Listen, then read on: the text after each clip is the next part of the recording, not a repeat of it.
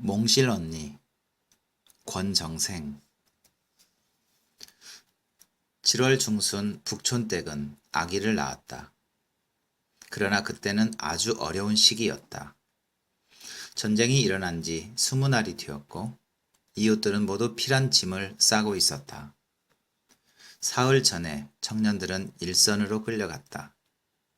그 가운데 30살이 넘는 장년들도 몇 있었다.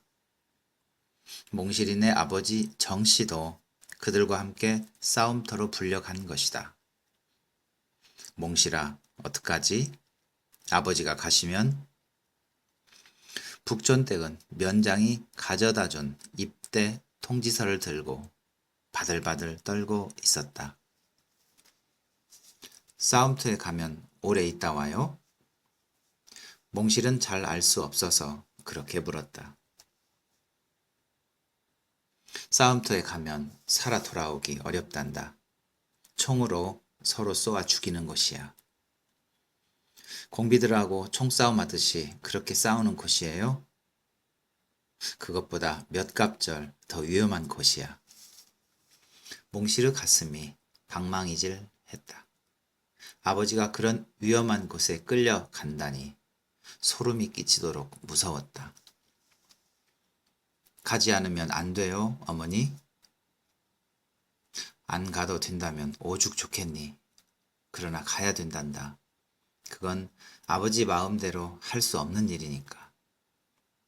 정씨는 면사무소 앞에서 트럭에 실려 일선으로 그렇게 가버린 것이다. 지난 6월 25일 새벽에 일어난 전쟁은 북한의 인민군이 더 강했는지 국군은 나무로 후퇴만 하고 있다고 했다. 노르실까지 피난민이 내려온대요. 어떻게 하면 좋지요? 우리도 보찜을 싸야겠어요. 전쟁이 밀어닥치면 쫓겨가야 하지 않겠어요? 마을 사람들은 어떻게 되나 가슴을 죄면서 일손조차 잡지 못했다. 문해기를 끝내고 어머니들은 산밭의 삶을 거두려고 계획하고 있었다. 생전 처음 보는 비행기가 무서운 소리로 날아가고 있었다. 어머니, 전쟁이 닥치면 어떻게 돼요? 몽실은 떠돌아다니는 소문만 듣고는 궁금하기 그지없었다.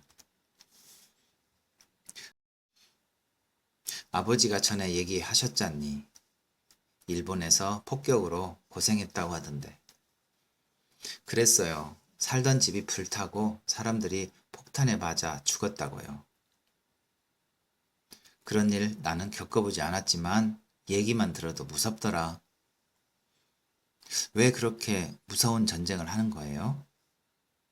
서로 남의 나라 땅을 빼앗으려고 그런단다.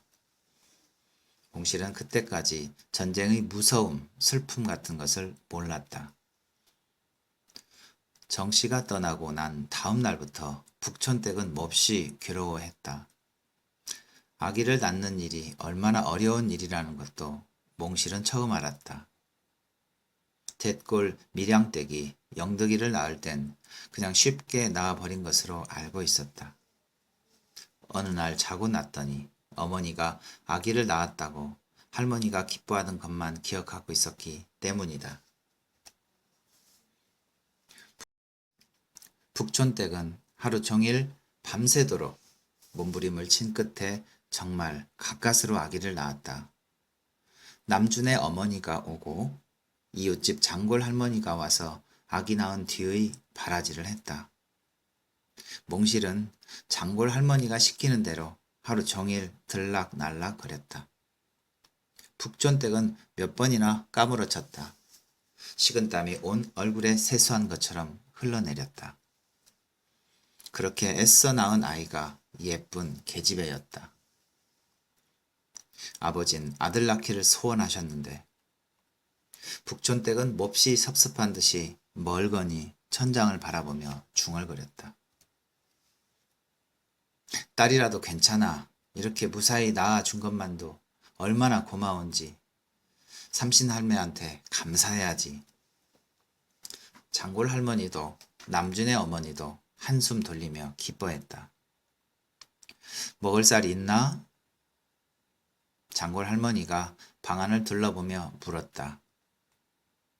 우리 몽실이가 쌀하고 미역 사놓았어요.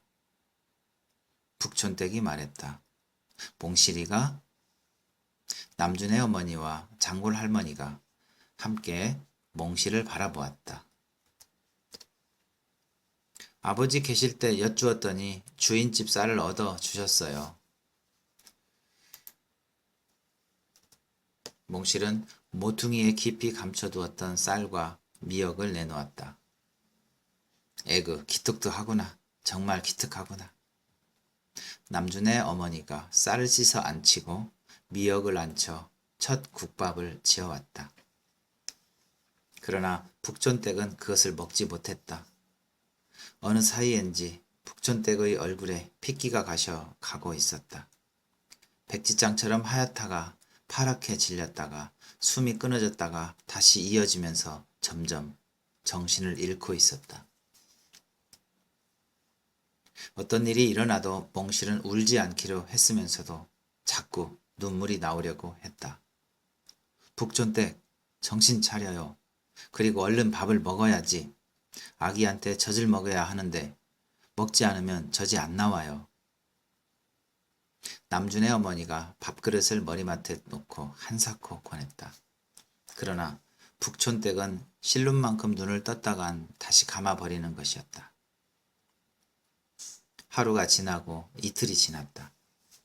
아기에게 젖꼭지를 물렸지만 나오지 않았다. 남준의 어머니가 젖꼭지를 비틀어 짜보니 조그만 하얀 물방울이 몇 방울 흘러나왔다. 아기에게 그 젖꼭지를 물렸더니 몇 모금 빨았다. 어머니, 몽실은 저도 모르게 목이 메면서 눈물이 나와버렸다. 북촌댁은 몽실을 멀거니 쳐다보았다. 몽실아, 힘없이 몽실을 불렀다. 어머니, 어서 일어나 밥하고 국하고 잡수셔요. 네, 어머니. 몽실아, 왜 그러셔요, 어머니? 몽실아, 아기 없고 고모네 집에 찾아가거라. 응? 몽실아, 몽실아, 아. 북촌댁은 그 이상 말을 못했다. 간신히 말끝을 흐리면서 그대로 숨을 거두어 버린 것이다. 앞산 너머 양지 쪽에 북촌댁은 아무렇게나 묻혔다. 그리고 그날 밤 마을은 발칵 뒤집혔다. 국군이 쫓겨가면서 낯선 인민군들이 탱크를 타고 건너편 신장로로 유유히 나타났기 때문이다. 미리 보퉁이를 싸놓은 마을 사람들은 밤을 타서 피란을 나갔다. 몽실은 갓난아기를 안고 어떻게 할 줄을 몰랐다. 할머니, 어떻게 해요? 이 아기는 아무것도 먹지 않았어요. 장골 할머니한테 몽실은 애원하듯 말했다. 에그, 불쌍한 것들. 할머니는 아기를 받아 안았다. 몽실아, 예. 쌀이 아직 있지? 네. 그걸 한 줌만 가지고 오너라. 몽실은 달려가서 쌀을 가지고 왔다. 장골 할머니는 그 쌀을 입에 넣어 오래오래 꼭꼭 씹었다. 그리고는 씹은 쌀을 가지고 죽을 끓였다.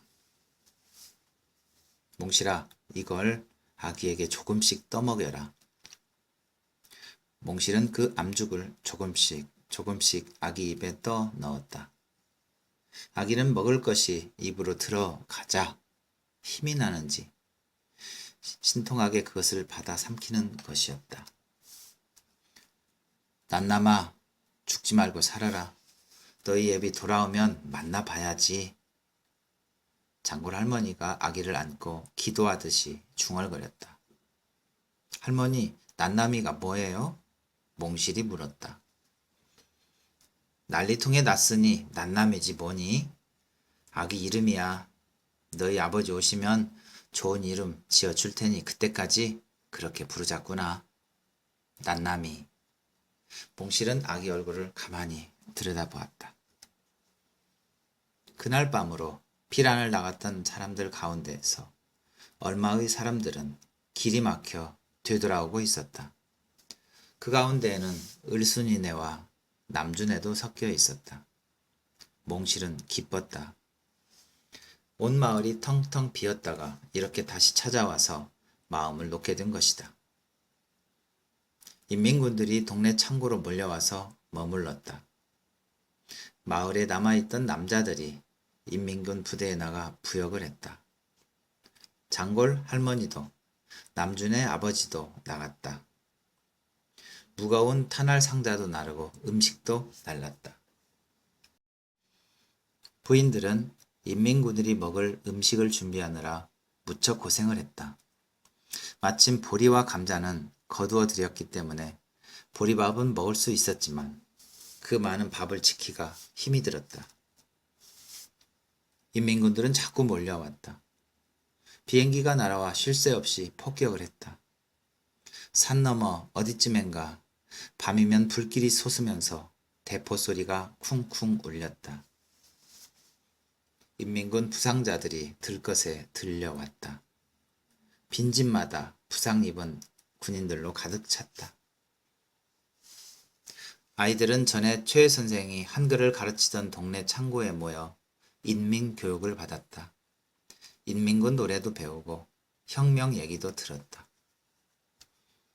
몽실이는 난나미를 안고 아무데도 갈 수 없었다. 떼약볕이 내리쬐는 한낮이면 이곳저곳 처마 및 그늘을 찾아 난나미를 보호해야 했다. 쌀을 씹어 암죽을 끓여 먹였지만 난나미는 자꾸 보채고 울었다. 조그만 손은 병아리 발가락같이 뼈만 남았다.